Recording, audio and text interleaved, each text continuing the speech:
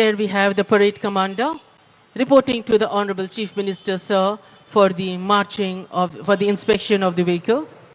Parade commander, Ms. Manisha Nehra IPS, 2024 batch.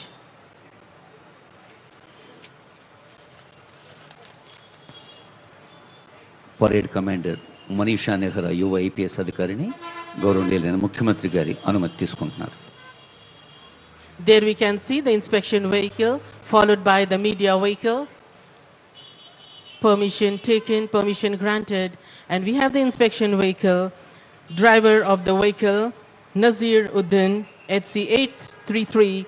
We can see the pride as he rolls down the Honorable Chief Minister, sir, escorting Chief Minister, sir, is DGP, sir, and Parade Commander. There we can see they have boarded the inspection vehicle.